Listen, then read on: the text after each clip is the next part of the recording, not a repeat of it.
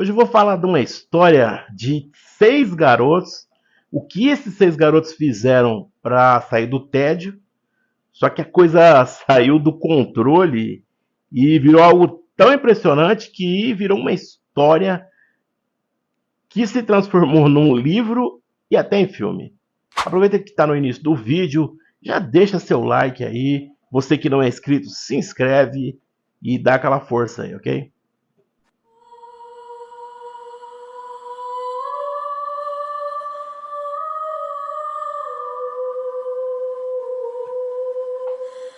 O ano era 1965 e o local era uma ilha chamada Raafeva, no meio do Oceano Pacífico. Foi lá que 6 jovens, entre 14 e 15 anos, que estudavam num colégio católico, resolvem, para sair da rotina, fazer uma aventura.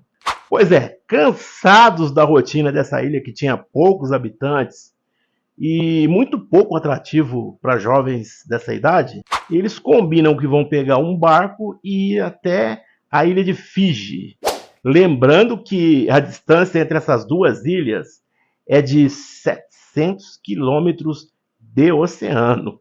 Então, na parte da tarde, eles pegam um barco. E nessa hora, as versões dessa história divergem um pouco, né? Tem uma versão que diz que eles alugaram um barco ali de um pescador. E tem uma outra versão que diz que, na verdade, não foi bem alugado, não.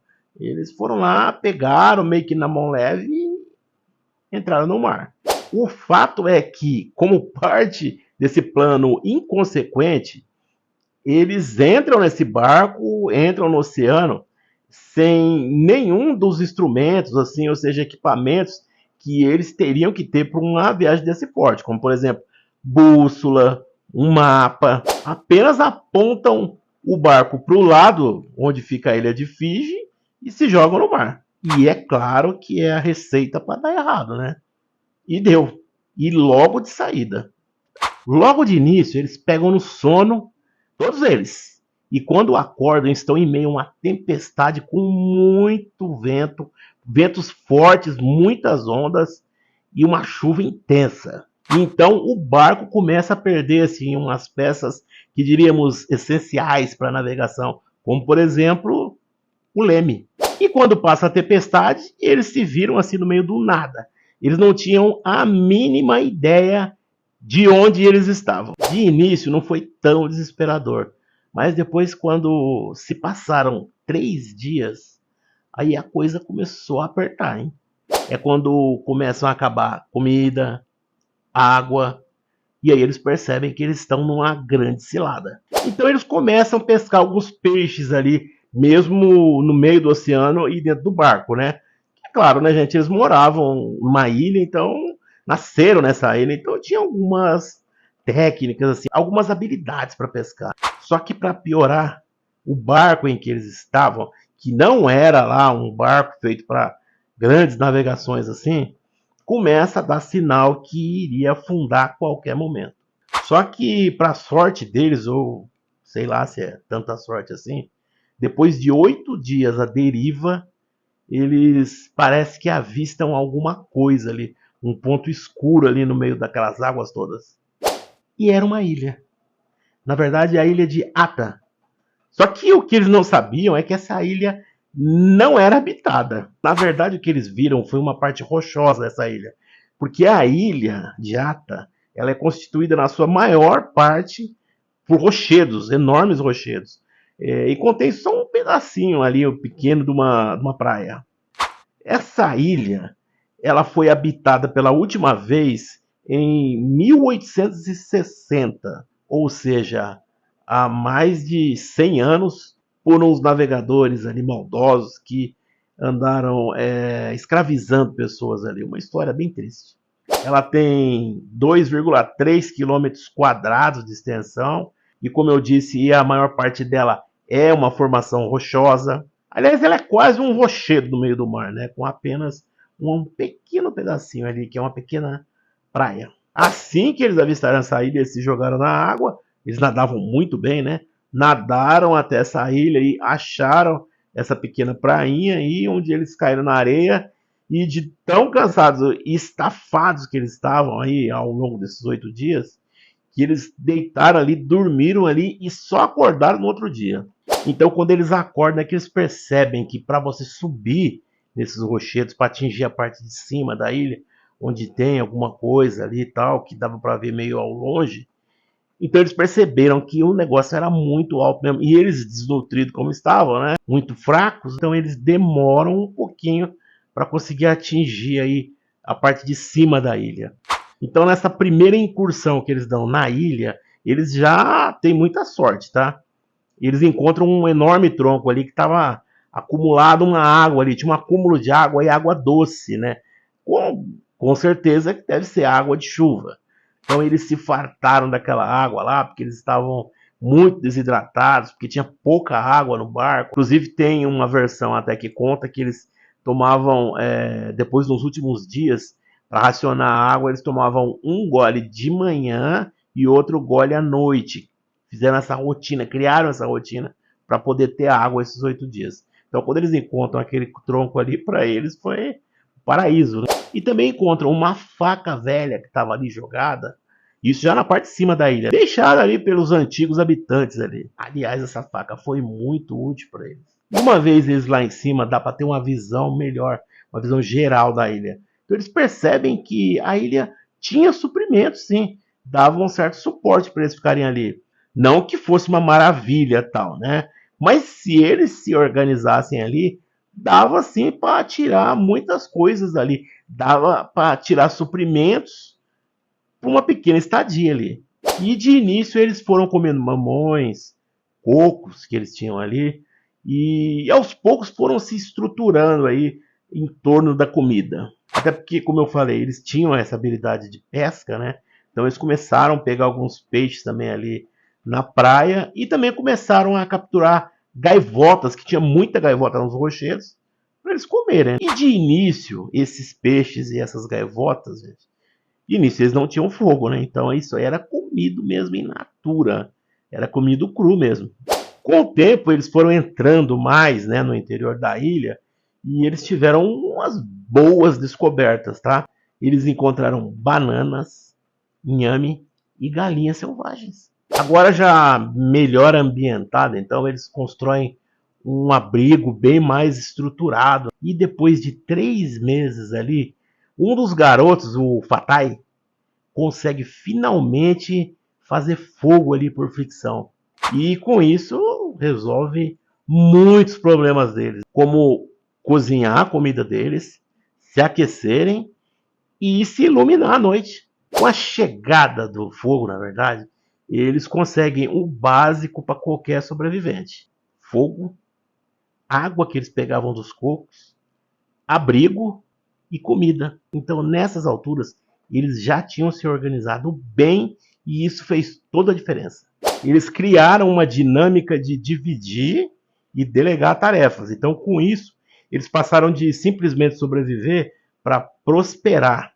Um dos jovens, por exemplo, o Colo, construiu até um violão. Ele usou umas tábuas ali, provavelmente até do barco velho, né, que eles vieram. Usou alguns fios ali do cabo de aço, que também era do barco, e alguns cocos, e construiu um violão improvisado. Fizeram até uma quadra de badminton e também construíram uma área ali, uma espécie de academia, onde tinha alguns pesos ali para eles se exercitarem. E para manterem essa socialização aí, eles criaram rotinas, tá? De manhã, antes de sair atrás de qualquer coisa, eles faziam uma oração e cantavam. Então, cada um saía para fazer as suas tarefas. À tarde também eles faziam uma oração e cantavam. E à noite também, antes de dormir, eles faziam oração em grupo ali e cantavam também. Aliás, à noite, eles se reuniam ali em volta da fogueira, discutiam as suas dificuldades e conquistas, depois que eles faziam essa oração e iam dormir. Mas mesmo com essa estabilidade ali conquistada, o que eles queriam mesmo é sair dali, né?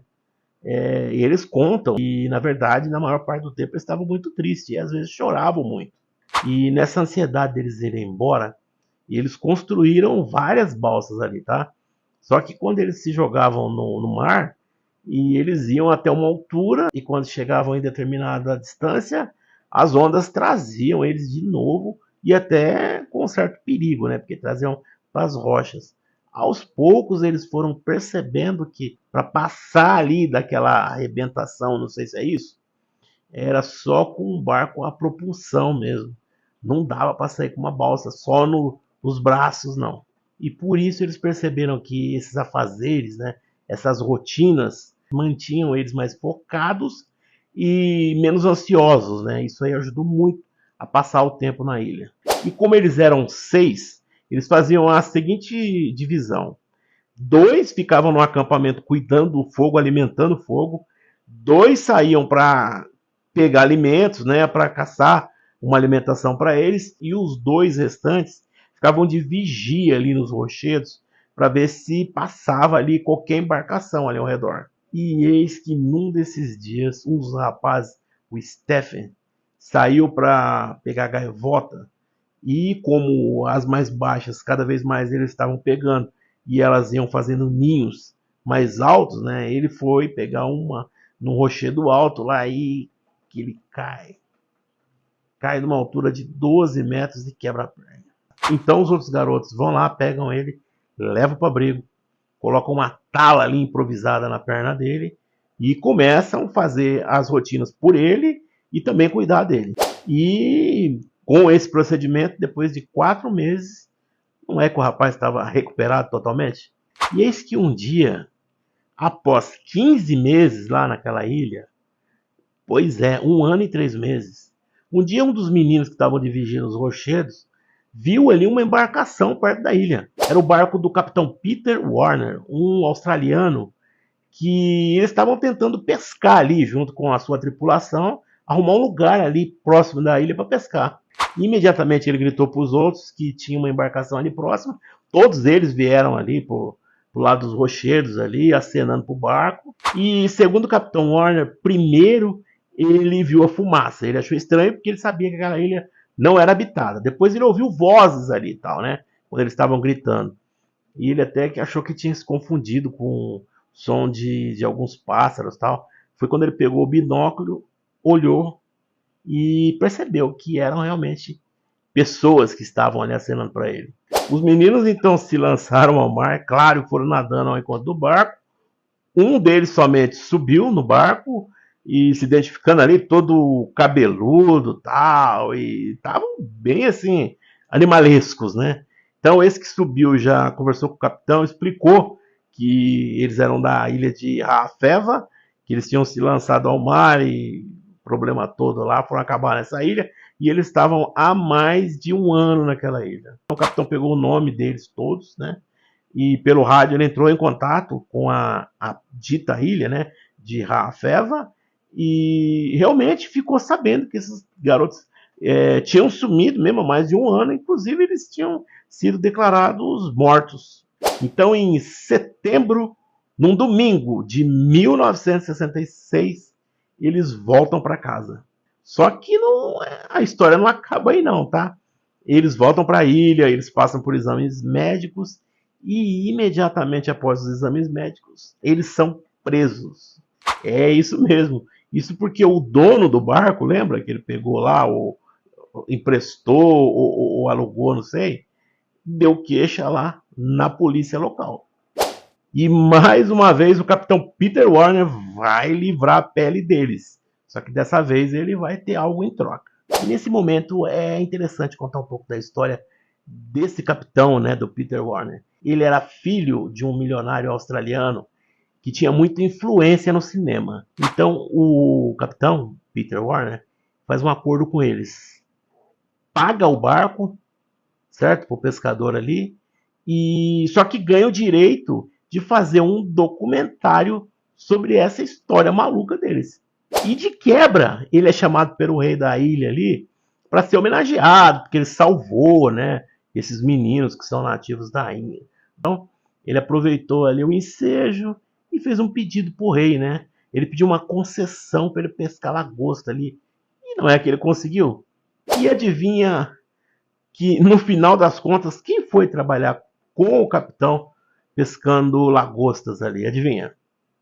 Pois é, se você falou Os Garotos, você acertou. Esse documentário aí que eu falei, que o Capitão Peter Warner fez, chama-se The Castaways. E tem essas imagens aí que a gente pegou gentilmente aí para mostrar para vocês nesse vídeo. Essa história também virou um filme, O Senhor das Moscas. E também foi tema para a inspiração de alguns livros que falam sobre sobrevivência. Que história maluca, né? Os meninos ali resolvem fazer uma viagem ali totalmente absurda, ficam à deriva, vão parar numa ilha, fica mais de um ano na ilha e depois são resgatados ainda, né?